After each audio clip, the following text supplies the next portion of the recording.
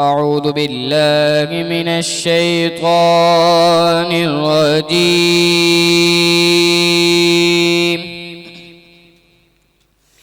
بسم الله الرحمن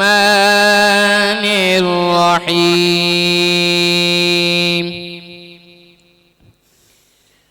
هو الله الذي لا إله إلا هو عالم الغيب والشهادة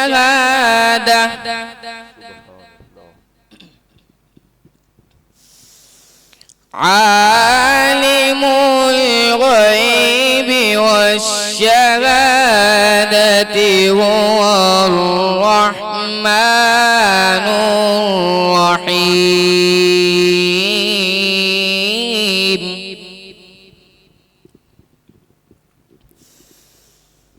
هو الله الذي لا إله إلا هو الملك القدوس السلام المؤمن المهيمن العزيز الجبار المتكبر. سبحان الله سبحان الله ما شاء الله. سبحان الله عما يشركون.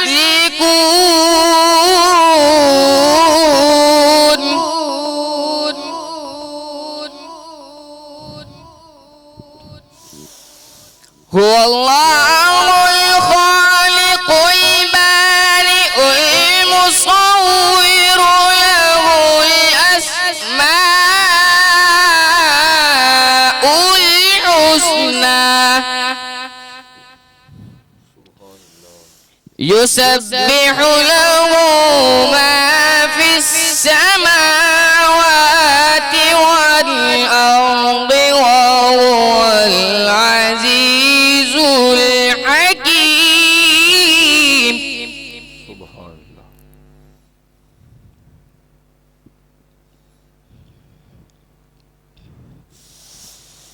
بسم الله الرحمن الرحيم. إنا أعطيناك الكوثر سبحان الله سبحان الله سبحان الله. فصل لربك وانحر إن شانئك هو الأبتر.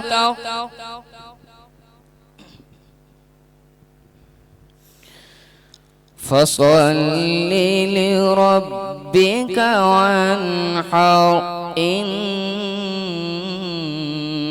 شانئك هو الأبتر.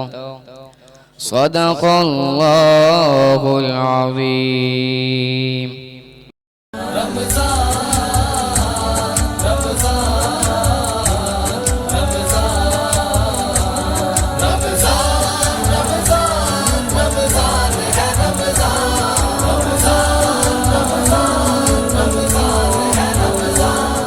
بسم اللہ الرحمن الرحیم. معزز ناظرین کرام، اپنے پروگرام رمضان سنہ افغانستان کے ساتھ آپ کا میزبان رفیق شیخ فریدی حاضر خدمت ہے. السلام علیکم ورحمۃ اللہ وبرکاتہ.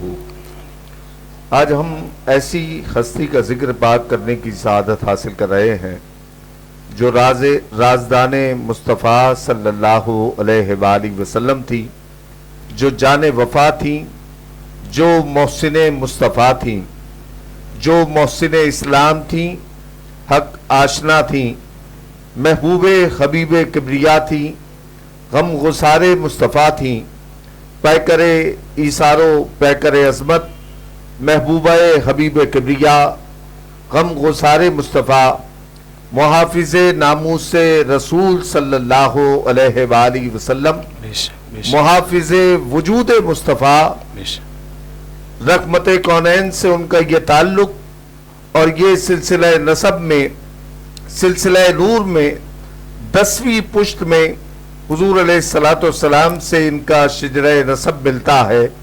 یہ پیکر وفا ہستی جن کی عالمین قرب زمانی بھی تھا، جن کو قرب مکانی بھی حاصل تھا، قرب نوری بھی حاصل تھا، اور جن کو سب سے زیادہ، جن کو سانسیں ختمی مرتبت صلی اللہ علیہ وآلہ وسلم کی میسر آئیں، یہ کہوں کہ خوشبوئے پسینہ مصطفیٰ صلی اللہ علیہ وآلہ وسلم 25 برس تک جن کو میسر آیا، وہ ہستی تھی جن کا وصال پاک نبی عالمین صلی اللہ علیہ وآلہ وسلم پر اتنا غم تھا، اتنی پریشانی تھی کہ پورے 1 برس کو عامل حزن یعنی غم کا سال قرار دیا گیا، جن کا مال دین اسلام کی ترویج و اشاعت پر خرچ ہوا۔ اور ایک واقعہ، ایک مرتبہ آقا علیہ السلام گھر میں داخل ہوئے تو دیکھا کہ سیدہ خدیجۃ الکبریٰ سلام اللہ علیہا رو رہی ہیں۔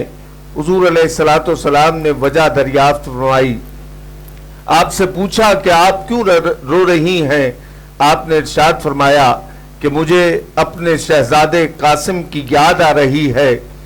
آقا علیہ السلام نے فرمایا، اے سیدہ خدیجہ، وہ جنت میں اس وقت گھوم رہا ہے اور آغوش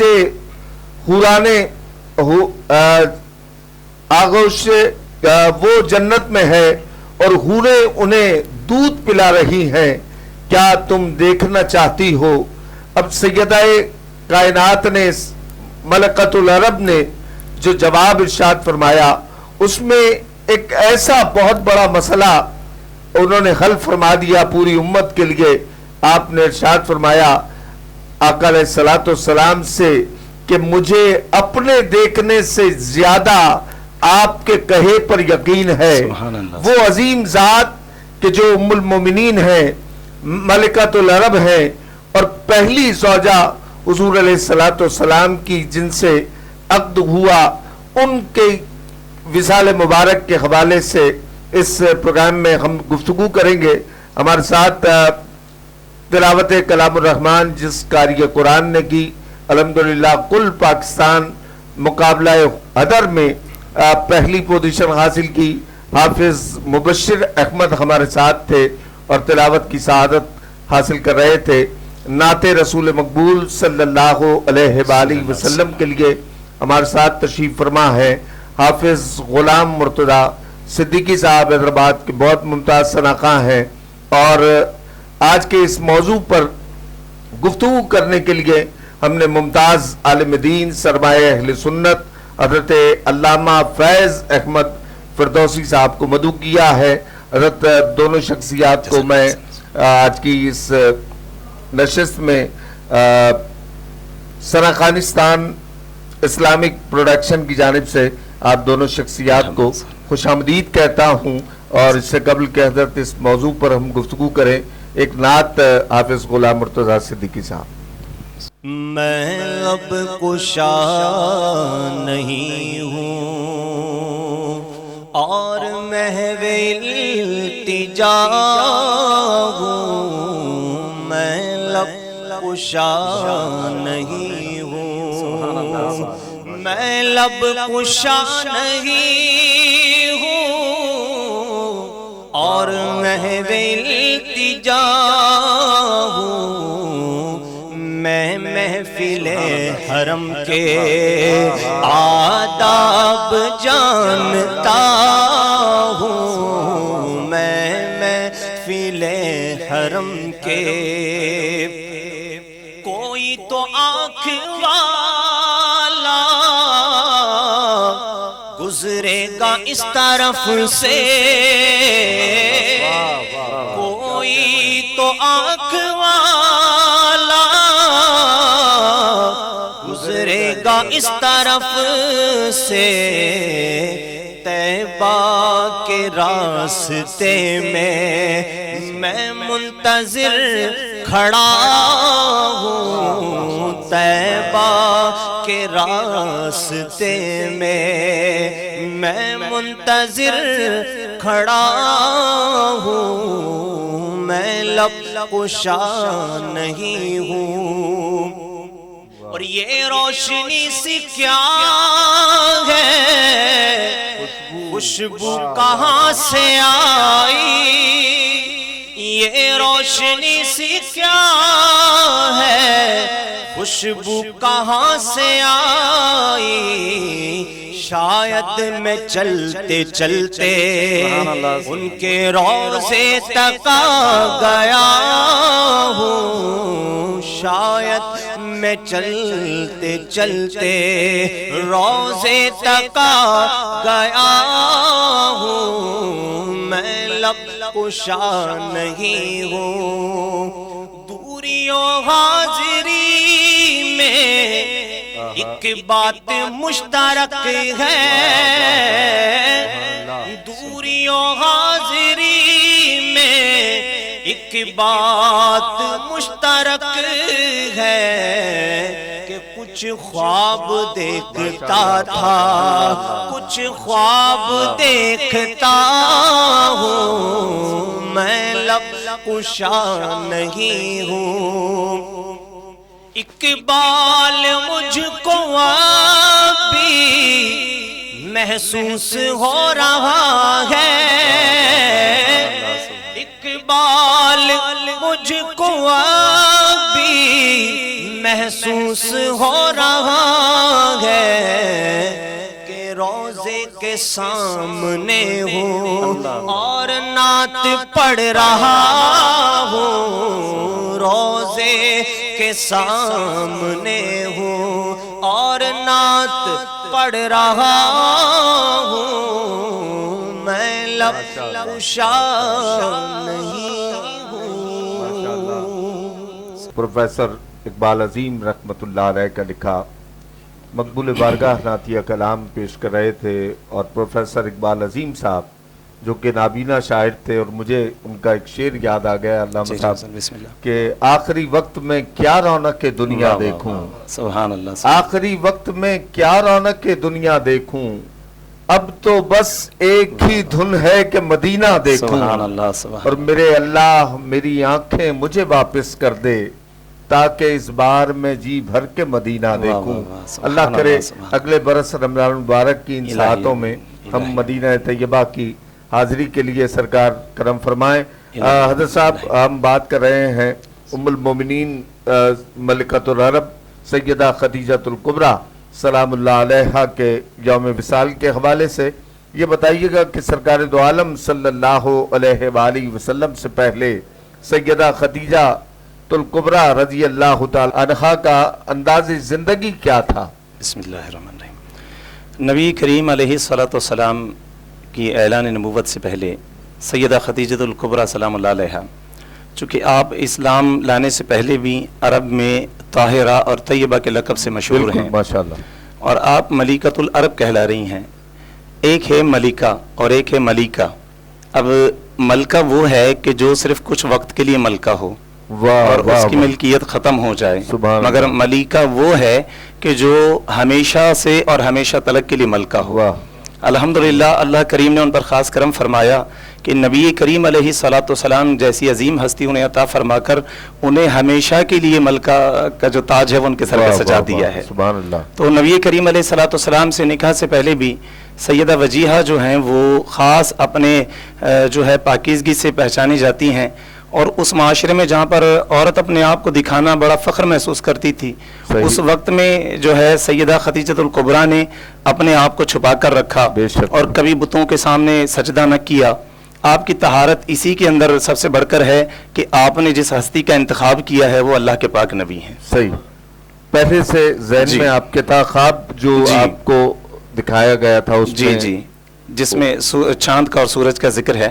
بے شک سیدہ نے جو ہے اپنے ذہن میں اس روحانی جو ہے کردار کو پہلے سے سما رکھا تھا. بالکل. واہ واہ. اور اللہ کریم نے خاص ان پر عنایت فرمائی. اور اللہ جل وعلا نے نبی کریم علیہ السلام جیسی عظیم ہستی کو جب بنایا ہے تو ان کے لیے جس کو بنایا ہوگا خود محبوب اتنے حسن والے ہیں کہ جسے بنایا ہے وہ کتنا حسین ہوگا. واہ. سیدہ خدیجۃ الکبریٰ سلام اللہ علیہا کے نکاح کے لیے سرکار دو عالم صلی اللہ علیہ وآلہ وسلم کو ہی چنا. سبحان اللہ. انہیں کیوں چنا گیا؟ سبحان اللہ. بہت پیارا سوال کیا حضور آپ نے. نبی کریم علیہ السلام نے امت کے لیے عام اعلان فرمایا کہ جب بھی کوئی شخص نکاح کرتا ہے تو اس کے 3 معاملات ہوتے ہیں. یا تو دولت کے لیے نکاح کرتا ہے, یا حسن کے لیے نکاح کرتا ہے, یا اپنے دین کے لیے نکاح کرتا ہے. اکبر.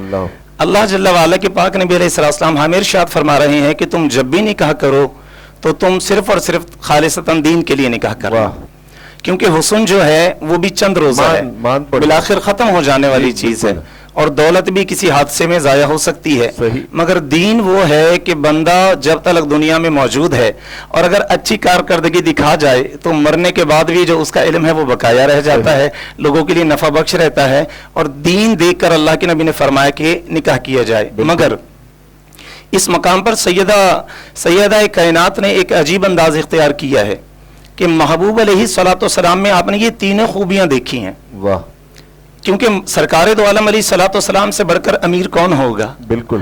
جس کے جو ہے نالین کے صدقے میں رب نے پوری کائنات کو بنایا ہو, جس کا صدقہ جب سے لے کر اب تلک اور اب سے لے کر تب تلک سارے جہان کھا رہے ہیں, اس پاک نبی علیہ السلام سے زیادہ دولت مند کون ہوگا؟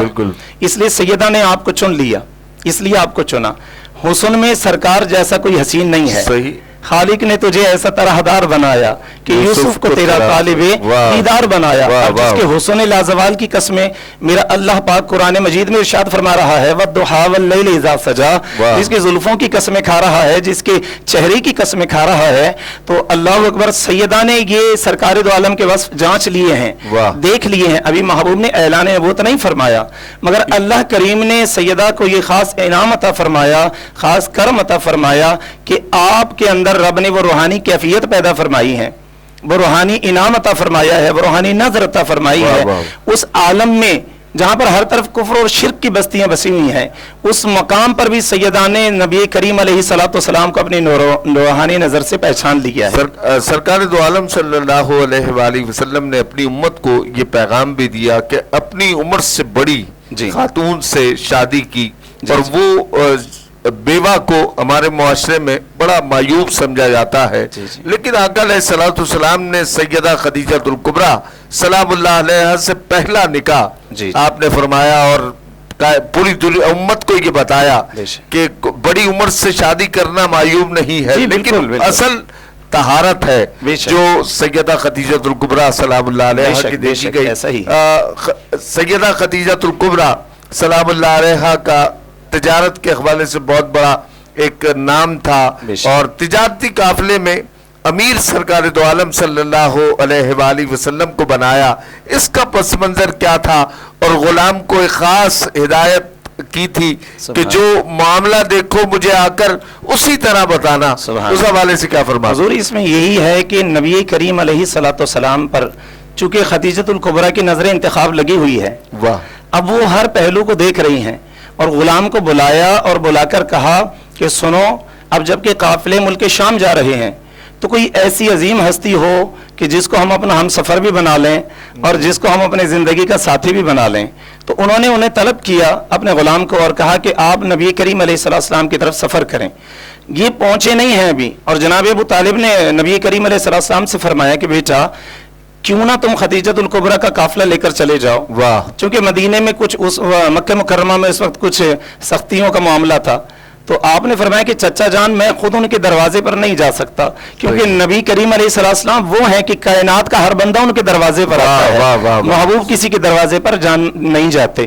اس لیے اللہ جل وعلا نے کرم فرمایا اور غلام آ گیا دروازے مصطفیٰ پر, اور پیغام دے دیا کہ آپ کو اس طریقے سے پیغام ہے. تو محبوب علیہ الصلوۃ والسلام نے سفر فرمایا ہے اور محبوب ملک کے شام کی طرف گئے ہیں.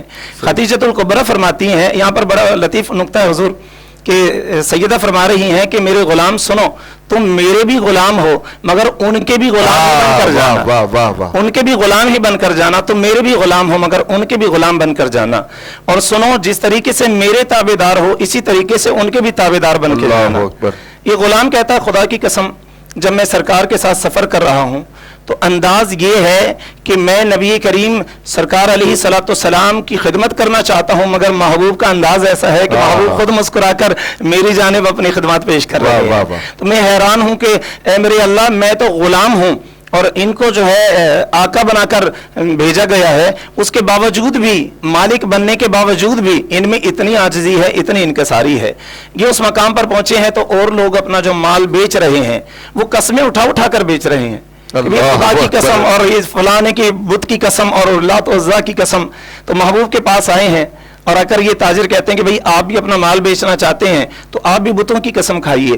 محبوب نے فرمایا تم مجھے کہہ رہے ہو کہ میں بتوں کی قسم کھاؤں, یہ ہرگز نہیں ہو سکتا. یاد رکھنا نفع اور نقصان میرے اللہ کے ہاتھ میں, بے شک. اور آپ نے واضح طور پر جو ہے انکار کر دیا.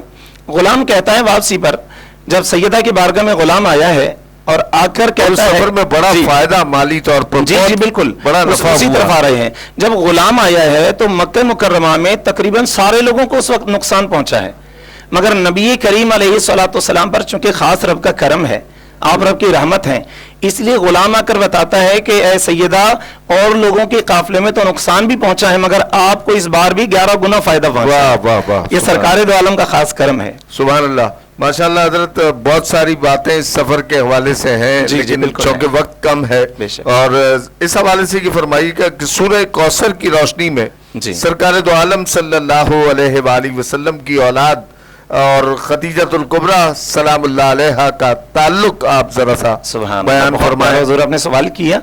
معاملہ یوں ہے کہ مکہ مکرمہ میں جو لوگ بستے تھے وہ نبی کریم علیہ الصلوۃ والسلام کو تانا دیا کرتے تھے, چونکہ محبوب کی جو اولاد نرینہ ہے وہ پردہ فرما گئی ہے. تو اب یہ تانا دیا کرتے کہ محمد صلی اللہ علیہ وسلم تم اپنے خدا کی بات کرتے ہو اور ہمارے ان کو بتوں کو جھٹلاتے ہو, تو سنو اگر تمہارا خدا ہے تو پھر تمہیں صاحب اولاد رکھے اور تمہاری اولاد کا سلسلہ جاری فرمائے. تو محبوب علیہ الصلوۃ والسلام اپنے گھر میں تشریف لے آئے اور خاموش ہو کر بیٹھ گئے. آپ بیٹھے ہیں, رب نے قرآن نازل فرما دیا ہے, محبوب آپ مسکراتے ہیں. خدیجۃ الکبریٰ سلام اللہ علیہ کا گھر وہ ہے کہ جہاں پہلی وحی بے شک نازل ہوئی تو آقا علیہ الصلوۃ والسلام, جی یعنی اس غار کے بعد جو وہی آئی ہے. جی اب یہ دیکھیے نبی کریم علیہ الصلوۃ والسلام تشریف لے آئے ہیں. جس طریقے سے اصحاب کہف میں اس غار کے اندر اصحاب کہف کو پناہ ملتی تھی, جس طریقے سے سکون ملتا تھا, وہ راحت محسوس کر رہے تھے, اسی طریقے سے ہماری امی جان سیدہ خدیجۃ الکبریٰ کے گھر میں سرکار دو عالم کو سکون جو ہے وہ میسر ہو رہا ہے. آپ وہاں پر تشریف فرما ہے. جناب خدیجۃ الکبریٰ پوچھ بیٹھی کہ اے پیارے معاملہ کیا ہے, اتنے اداس کیوں ہو؟ تو کہا کہ یہ لوگ مجھے تانا دے رہے ہیں مگر میرے رب نے قرآن نازل فرما دیا ہے. کیونکہ محبوب تو وہ ہے نا کہ پوری کائنات رب کی طرف دیکھ رہی ہے, مگر محبوب وہ ہیں کہ رب اپنے یار کی طرف دیکھ رہا ہے. اگر سونے آپ مسکراؤ گے ہم قرآن نازل کر دیں گے, آپ کا دل اداس ہو جائے گا ہم قرآن نازل کر دیں گے, آپ اگر کسی کو دیں گے تو ہم قرآن نازل کر دیں گے, آپ کا چلنا بھی قرآن میں بتا دیں گے, آپ کا بیٹھنا بھی قرآن میں بتا دیں گے. تو رب نے فرمایا محبوب آپ غمگین نہ ہو, آپ اداس نہ ہو, انا اعطیناک الکوثر, محبوب آپ کو تو خیر کثیر عطا فرمائیں گے. اور یہ جو تانا دے رہے تھے نا مشرکین مکہ, یہ جو تانا دے رہے تھے, ان کا صدبار میرے رب نے اس انداز میں فرمایا. آپ نے جو پوچھا کہ سورہ کوثر اور بی بی خدیجۃ الکبریٰ میں جو ہم آہنگی وہ بتائیے, ان میں جو ایک رشتہ ہے روحانیت کا وہ ارشاد فرمائے. تو اس میں یہ معاملہ بڑا لطیف نقطہ ہے کہ رب نے قرآن اپنا نازل فرمایا ہے, قرآن اپنا اتارا ہے, مگر سیدہ کائنات کے دامن سے رب نے نبی کریم علیہ السلام کی اولاد کا سلسلہ جاری فرمایا ہے. اور اسی اولاد میں آپ دیکھ لیں ایک سے بڑھ کر ایک گوہر جو ہے نایاب ہیں. ان میں سب سے بڑھ کر جو ہستی ہیں وہ سیدہ فاطمہ الزہرا ہیں, جن سے نبی کریم علیہ السلام کی اولاد کا سلسلہ جاری و ساری. اور رب نے رہتی دنیا تلک فرما دیا, سونیا جو آپ کو تانا دیتے تھے ان کی نسل تو نہ رہی, مگر محبوب آپ کی نسل قیامت تک جاری و ساری ہے. علامہ صاحب ماشاءاللہ بہت گفتگو آپ نے خوبصورت فرمائی. اور مجھے ایک شعر یاد آ گیا کہ تفسیر سورہ کوثر کی تفسیر پانے کے لیے سبحان اللہ عرش پہ پہنچے نبی زہرا کو لانے کے واہ لیے. واہ واہ ازواج مطہرات میں جو مقام و مرتبہ خدیجۃ الکبریٰ سلام اللہ علیہا کا ہے وہ کیا ہے؟ سبحان اللہ. سیدہ خدیجۃ الکبریٰ کا جو مقام اور شرف اور عزت و مرتبہ ہے وہ کسی سے مخفی نہیں ہے. سب سے بڑی شرف کی تو بات یہی ہے کہ وہ نبی کریم علیہ الصلوۃ والسلام کی سب سے پہلی زوجہ ہیں. واہ. امت کی سب سے پہلی ماں ہیں اور آپ ہیں ام المومنین. آپ کسی منافق کی ماں نہیں ہیں, اللہ, کسی جھوٹے شعبدہ گر کی ماں نہیں ہیں. آپ ام المومنین ہیں. واہ. مومنین جو حقیقی مومن ہیں آپ ان کی ماں ہیں. واہ. آپ کے لیے شرف کی یہ سب سے بڑی بات ہے کہ آپ سرکار دو عالم علیہ السلام کے نکاح میں ہیں. یہ سب سے بڑی عزت اور شرف کی بات ہے. اور پھر عزت و شرف کی بات یوں بھی سمجھیے کہ خدیجۃ الکبریٰ سارا جتنے بھی اقوام جو لوگ موجود ہیں اقوام عالم میں, آپ یہ دیکھیے کہ ہم جو دین سے منسوب لوگ ہیں خاص طور پر, یوں تو سارا زمانہ ان کی بھیک پر پل رہا ہے, مگر خاص الخاص ہم لوگ ہیں. جی خاص الخاص ہم جو اس چیز سے ریلیٹڈ ہیں خاص طور پہ. اللہ سب کو اس چیز سے باندھے رکھے اور سب کو اس میں لگا کے رکھے. دیکھیں علماء جو ہیں وہ حضور کے دین پہ پل رہے ہیں, بے شک. ناطقاں جو ہیں حضور کے دین پہ پل رہے ہیں, بے شک, بے شک. جو ہے نقیب حضرات جو ہیں حضور کے دین پہ پل رہے ہیں, مفتیان کرام حضور کے دین پہ پل رہے ہیں. مگر دین وہ ہے جو سیدہ خدیجۃ الکبریٰ نے پالا ہے. واہ واہ واہ. یہ بڑی لطیف بات ہے کہ سیدہ نے دین کو کس انداز میں پالا ہے, کس انداز میں. سیدہ عائشہ صدیقہ عرض کرتی ہیں یا رسول اللہ یہ تو بتائیے آپ جب گھر سے جاتے ہیں جب بھی کہتے ہیں خدیجہ, جب آتے ہیں جب بھی فرماتے ہیں خدیجہ یا رسول اللہ, اگر کوئی ان کی سہیلی آ جائے تو بڑا اکرام فرماتے ہیں کیا دنیا میں خدیجہ ہی ہے. اور یہ کوئی ان میں یہ نہ سمجھے گا کہ کوئی ان میں آپس میں لگی نہیں, یہ پیار تھا کہ یا رسول اللہ آپ اتنا ان سے پیار فرماتے ہیں تو خدیجہ خدیجہ کرتے ہیں, یہ کیا معاملہ ہے. میرے پاک نبی علیہ السلام نے فرمایا عائشہ ہاں خدیجہ خدیجہ ہی تھی, ان جیسا کون ہوگا. اور پھر ان کی فضیلت یوں بھی دیکھیے حضور کہ جن کا شوہر سیدہ خدیجۃ الکبریٰ کے جو شوہر ہیں رسول پاک علیہ السلام وہ نبیوں کے سرور ہیں, بے شک, وہ نبیوں کے شہنشاہ ہیں. بے شک, بے شک. آپ کی بیٹی جنتی عورتوں کی ملکہ ہے, ملکہ ہے. آپ کی نواسے نوجوانان جنت کے سردار ہیں. آپ کا داماد علی المرتضیٰ جنت کے سرداروں کے سردار ہیں. اور خود آپ کی منزلت دیکھیے کہ آپ رسول اللہ علیہ الصلوۃ والسلام کے ساتھ جنت میں اعلیٰ مقام پر فائز ہیں. بے شک. واہ واہ. اور پھر حضور علیہ السلام ان سے پیار کس انداز میں فرما رہے ہیں. بی بی عائشہ صدیقہ عرض کر رہی ہیں یا رسول اللہ انہی کا ذکر ہے, ایسا کیا تھا کچھ کرم فرمائیں, کچھ ہمیں بھی بتائیں. محبوب نے فرمایا ان میں معاملہ کچھ یوں ہے کہ ان میں معاملہ اس طریقے کا ہے کہ عائشہ خدیجۃ الکبریٰ وہ ہیں جب لوگ مجھے جھٹلا رہے تھے, جب مجھے لوگ جھٹلا رہے تھے اس وقت خدیجۃ الکبریٰ نے مجھے مان لیا. جب لوگ مجھے دیوانہ کہہ رہے تھے اس وقت خدیجۃ الکبریٰ نے بتا دیا کہ جیسے میرے سرکار ہیں ایسا نہیں کوئی. جس وقت لوگ اپنا مال چھپا رہے تھے اس وقت خدیجۃ الکبریٰ نے اپنا تن من دھن سب کچھ دین کے لیے حاضر کر دیا. اور پھر یہ بھی سن لیں عائشہ کہ وہ ہے کہ جب میں غار میں عبادت کیا کرتا تھا تو اس وقت خدیجۃ الکبریٰ دوپہر کے وقت میں رات کے وقت میں پتھروں سے ٹھوکر کھاتی ہوئی مجھے غار میں کھانا لے کر آیا کرتی تھی. اور پھر کھانا لانے کے بعد جبریل امی اس مقام پر پائے گئے.